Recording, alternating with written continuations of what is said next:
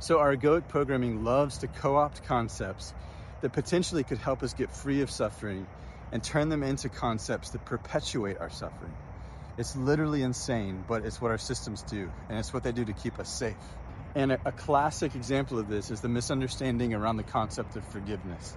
Somewhere along the way, probably in religion, the concept of forgiveness began to be understood as letting somebody else off the hook for all the bad things that they've done, or being the bigger person, or absolving them of their crime, or bestowing upon them magnanimously our forgiveness. You know, it's sort of that like, kiss my ring, child type energy.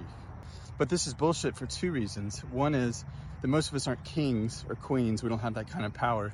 And two is actual legitimate experiential forgiveness has very little to do with other people. Byron Katie redefined the word in a way that I really like. She said, forgiveness is seeing that what I thought happened didn't happen. But we want to experience this, not just believe it. So what do? Well, like Katie says, we actually have to start to recognize in our direct experience that what we think is happening may not be happening.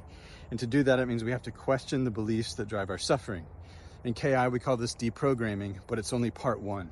Part two is even more powerful. We want to utilize those very beliefs like I'm not good enough or the world is unsafe to access the unconscious buried feelings in the body that keep the beliefs feeling true.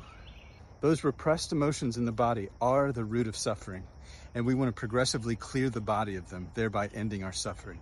So this is why, by our definition, forgiveness doesn't have a lot to do with other people, because ultimately it's about ending our own suffering. To learn how, visit repressiontest.com.